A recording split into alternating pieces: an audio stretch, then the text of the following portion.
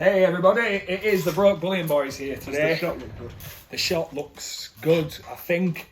If the shot isn't great, Go fuck yourself. pretty much, yeah. So You just have to do that. that is the idea. So today we're going to be talking about, there's a couple of things I want to talk to you about, and Bill, I hope that you've got a lot to input here. The first thing is, where have we been and what have we been up to? Because a lot of our followers have seen that we haven't been around very much. We died. We had a What's the film called where they kill themselves and then bring themselves back to see what the afterlife's like? Flatliners. I was thinking of Bill and Ted's Wild Adventure. Right, okay, fair play. More like that. So we're going to talk about where we've been. I mean, it has only been 3 weeks since we were like hot posting, but we're back and we're on it, and hopefully you like this video. The second thing that we're going to be talking about is silver. And then into the specifics of silver, we're going to be talking about capital gains tax, VAT, and when or where For you Americans, that's us being fucked by when or where those the taxes tax man. are applicable. Now, I've got to say this: Bill and I are not tax lawyers. We are not financial advisors. What we can tell you is what we understand the laws to be. And I would always advise, before making an investment choice, to speak to somebody who can legally tell you what they are. But all I'm telling you is what Bill and I believe the law to be, based on our own research. So, if you buy something and it turns out that what we said was wrong, tough shit, and you can't sue us. So let's first of all talk about what is good and what is not good silver to buy in the UK. So, Bill, the worst piece of silver that you've got for investment purposes based on tax is that 1 kilo bar right there, right? Yeah, probably. So it's a lovely piece. It's absolutely stunning. 1 kilo bar. You've got how many of these? 3, 4? 3. In fact, probably if you're talking gram for gram, technically it's probably the 100 gram bar. But we are able to say that bars in the UK, not the best for investment purposes, and not only that, but are not great. The savings not there, and there's no premium. There's very rarely. Well, let me explain what I mean by that. So, as far as saving gram for gram, obviously you save money, but it's nowhere near spot. It's not like buying a kilo of gold and paying spot price At for like it. 4.6% premium. Maybe. Yeah, you have to pay VAT on it, and then you don't have all these lovely coins. So this 2 ounce Queen's Beast coin, I think we paid £60 per coin. We're at 58. We're at £58 per coin. So what's that? 26.50. Yeah. Per 1 ounce. It's not too bad. But I've got this lovely coin, and it's a piece of art. Don't know if this is focused. Let's pray to God it is. But a lovely piece of art. And while a kilo bar is impressive, and as silly as it sounds, there's a lot of weight. It's heavy. It's impressive. I think that's why people buy bars, because they're impressive. And it looks like a movie where they're you're almost the not, Italian Job. Yeah, you're almost not a coin nerd, are you? No. But this bar, let's say for example, now there is some markers or benchmarks for paying tax. So on brand new bars like these, when you buy them from bullion dealers, you're always going to pay VAT. Always. Which in England is 20%. Which is 20%. And they're planning to put it up to 25%. So for every £1 that you spend, that's what I've heard, 20% of that goes to the government and 80% of that goes to the person who's selling you this. So for every £1 that they are selling you it for, they need to account for that in their profits. So they're gonna charge you 20% more already, and then they're buying the metal. Which we don't pay VAT on gold in England. So they're buying the metal, and then they're going to put a premium on top of it to make their profit, and then they're going to put the VAT on top of it because you're paying the VAT and not them. So in terms of investment purposes, if you are wanting to buy silver, my advice is to stay away from bars. It was actually cheaper to buy 2-ounce coin per ounce Yeah. than for the bar. And like I said, you don't have something beautiful. And then they also lose so much value once you've bought them. So not only, what I meant earlier when I mentioned the premiums is, bullion dealers seem to add on quite a hefty premium, or more so than I would think's fair. Yeah. You know, given perfect example, I paid more per gram for that than I did for that. Yeah.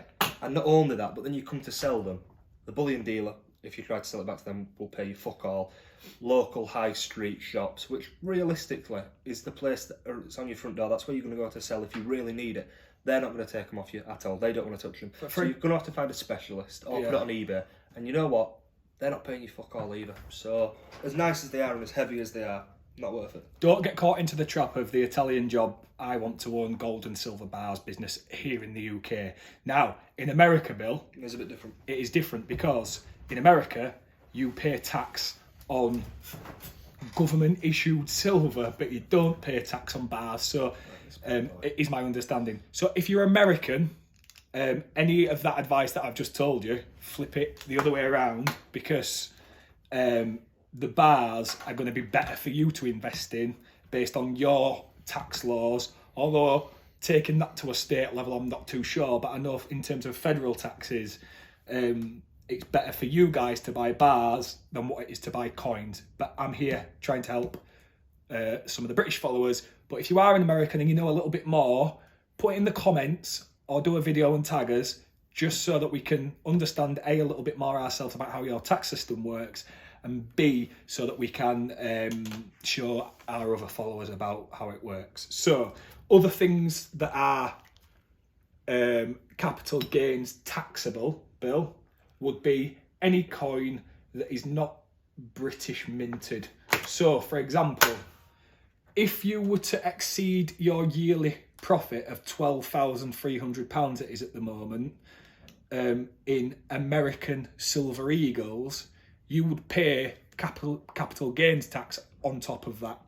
So if you sold, let's say, if you bought these for, if you've got 10 grand's worth, and then in 5 years' time, all of a sudden they're worth 80 grand, you've made 70 grand's worth of profit, you've got £12,300 of that that's tax-free, and then anything after that you're going to pay capital gains tax on, because this is not minted in the UK, it's not a UK coin, and it is not capital gains tax exempt. So you're going to pay capital gains tax on that.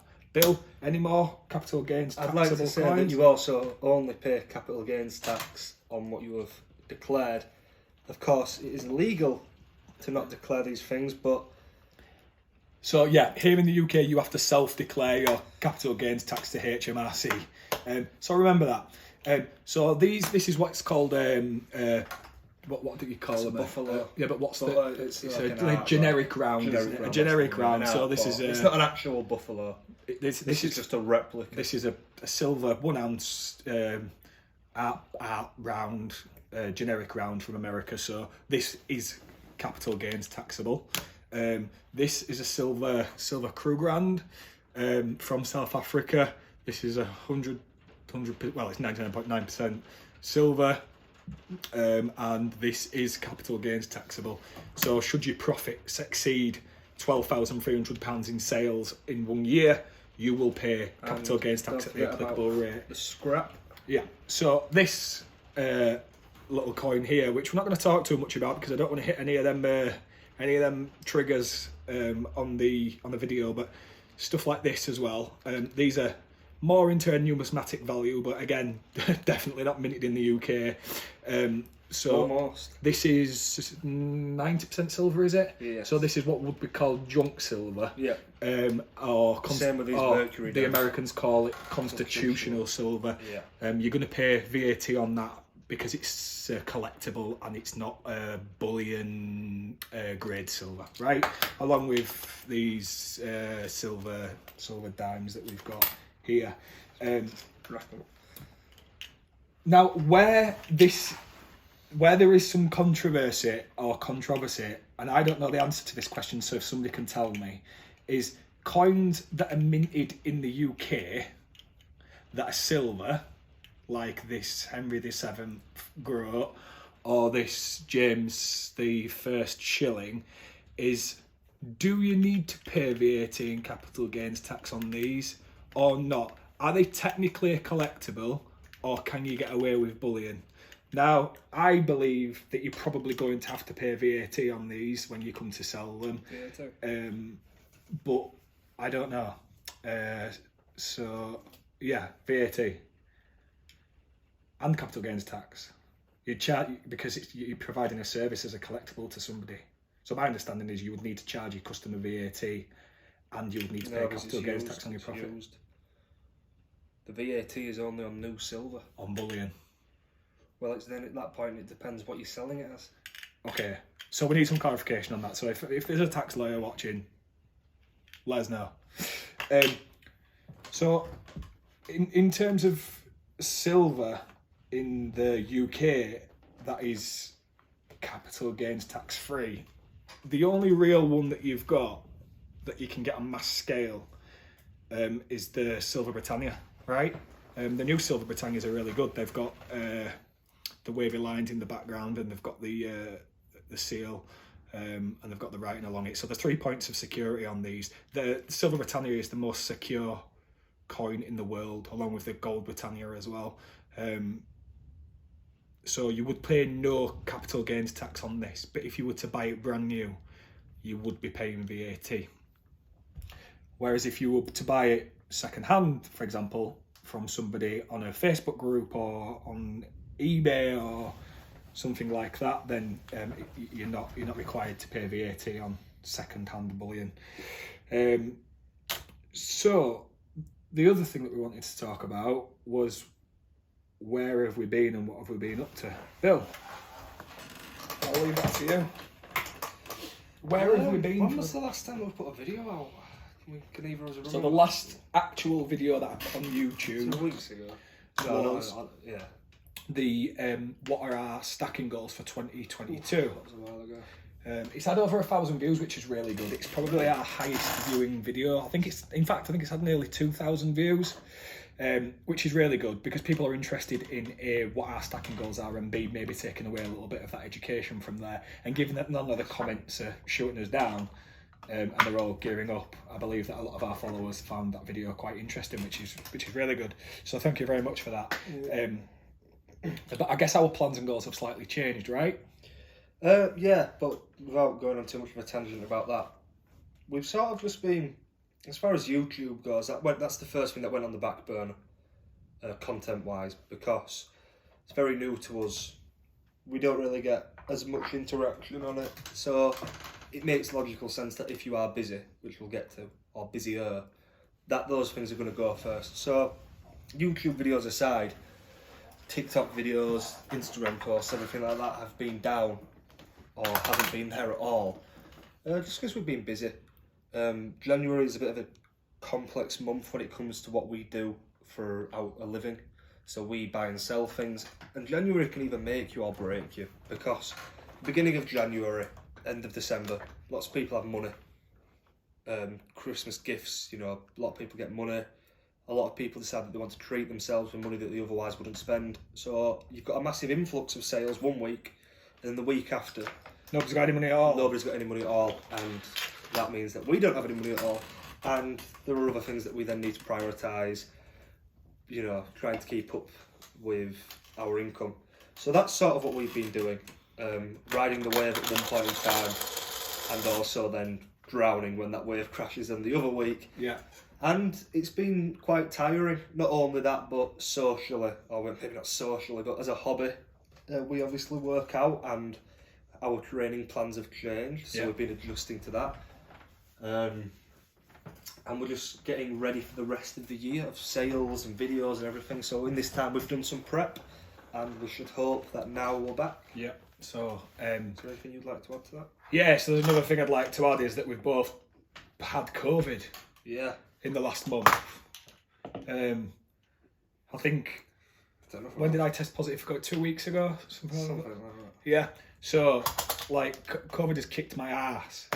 I'm not going to go into the politics of COVID, but I contracted COVID, and have they seen this little? It was the worst cold I've ever had.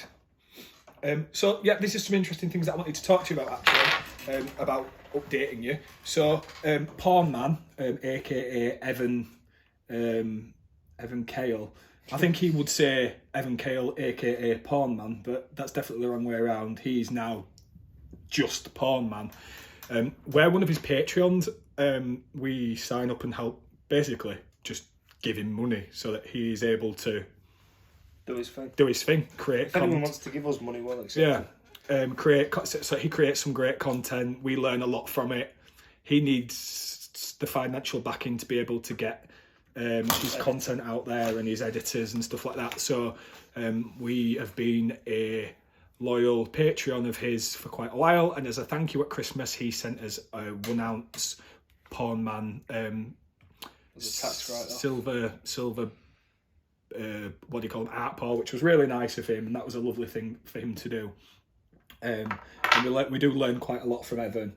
And then the second thing is we entered a competition with a lady who makes some absolutely amazing sterling silver and I think sometimes gold jewellery.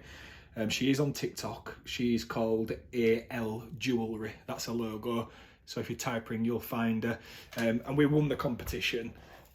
Now, me and Bill don't have much call for a sterling silver necklace that is a snowflake, but what I do have is a 10-year-old daughter who turns 11 very soon, so it will be gifted to her as part of a birthday present. So AL Jewellery, thank you very much. It means a lot that you were able to take the time to run a competition, and that we won it. She did a random live picker, so she didn't just pick us because it's easy to do so. We genuinely won the competition and it was a lovely thing for her to do. So thank you very much for that. The Lions, Bill, let's talk about the Lions. We haven't updated people with the Lions. So we bought a mould that holds 3 ounce worth of silver. And our intention is to take silver and melt it down and pour it into a 3 ounce lion art pour. And we tested it out a couple of times, and it's just... One of the times went really well. Yeah, it's just too cold. And then he decided that he wanted to do it again. It's just too cold. And if I can get it out... I think, to be honest, we probably need... There we go. Yeah, so you can sort of see... This is the rest of him. You can sort of see where we're going wrong here with this. We just don't have enough heat. So... the next plan is to buy a proper furnace and make something out of this, because like Evan has got his 1 ounce art pours, we want to be able to provide a service back to you guys in the form of the 3 ounce lions, because we are British and 3 lions on a shirt and all that. But at the moment that product is nowhere near perfect, it's nowhere near available, and as soon as it is we will let you know. So what have we got on the horizon, Bill? So I guess for us, in terms of what we talked about in our 2022 goals and stacking things, is that we still have all those goals.